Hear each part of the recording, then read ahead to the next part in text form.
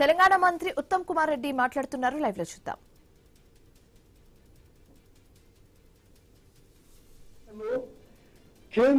కేంద్రంలో BJP government ఇచ్చిన MSP కంటే అదనంగా 16,649 కోట్ల రూపాయలు మా రాష్ట్ర ప్రభుత్వ బడ్జెట్ నుంచి లోన్ తీసుకొని తెలంగాణ వరి రైతులకు మేలు జరిగే విధంగా అదనం భారం మేము మోసి, ఆర్థిక భారం మోసి తెలంగాణ ప్రతి వరి రైతు దగ్గర ప్రతి గింజ కొనుగోలు చేసినామని చెప్పి నేను మళ్ళీ అదేవిధంగా ఇది చూడండి మీరు, అంటే ఇది కేంద్రంలో అధికారంలో ఉన్న వాళ్ళు ఇక్కడ ఏదో మరి ఉద్యమం యాత్రని మాట్లాడతారు. కేంద్ర ప్రభుత్వం తెలంగాణ నుంచి కొనుగోలు చేసే వరి టార్గెట్ ప్రతి ఏటా తగ్గించుకుంటూ పోతుంది. తెలంగాణ రాష్ట్రంలో మేమేమో better irrigation, better agriculture practices తోని, ప్రో ఫార్మర్ అగ్రికల్చర్ తోని మేమేమో వరి ధాన్యం ప్రొడక్షన్ పెంచుకుంటూ పోతుంటే కేంద్రంలో ఉన్న బీజేపీ ఏమో తెలంగాణ రాష్ట్రం నుంచి కొనుగోలు చేసే వరి తగ్గించుకుంటూ పోతుంది. దయచేసి మీడియా మిత్రులారా మీరు గమనించాలి. అసలు ఎవరికి లొలిపెట్టేది? అసలు మీరు కొనుగోలు తగ్గిస్తూ మనం ప్యాడీ ప్రొడక్షన్ పెరుగుతుంటే వాళ్ళ కొనుగోలు పెరగాలి. Because we are following MSP policy. మనమేమో ప్యాడీ ప్రొడక్షన్ పెంచుకుంటూ పోతున్నాం.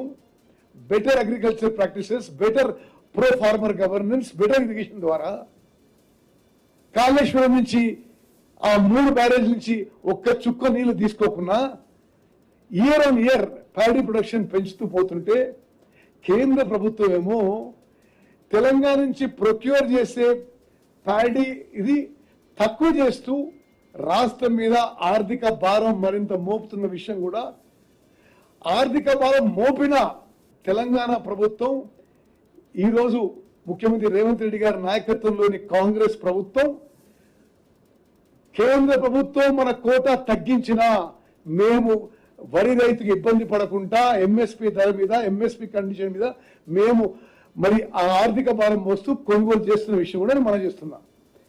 ఒకనాడు తెలంగాణకి 79 లక్షల మెట్రిక్ టన్నులు కొనుగోలు చేస్తుంటే రాష్ట్ర ప్రభుత్వం మేము ఇప్పుడు 52 లక్షల మెట్రిక్ టన్నులు తగ్గించిండ్రు. మేము మాత్రం యథాతథంగా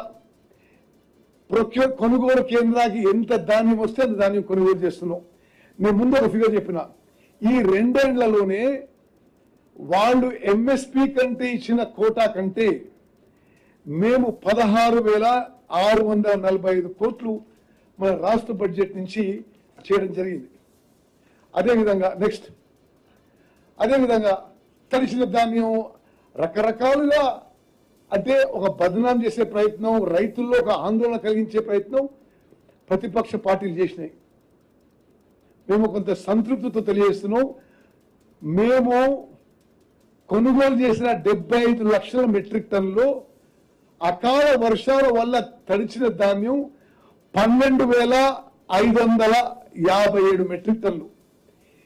ఈ 12,557 తడిచిన ధాన్యాన్ని కూడా 12 గంటల లోపల బాయిల్డ్ మిల్స్ కి షిఫ్ట్ చేసి ఎంఎస్పీ ధర రైతులకు ఇచ్చిన విషయం కూడా నేను మనం చేస్తున్నా. అకాల వర్షాల వల్ల తడిచిన ధాన్యానికి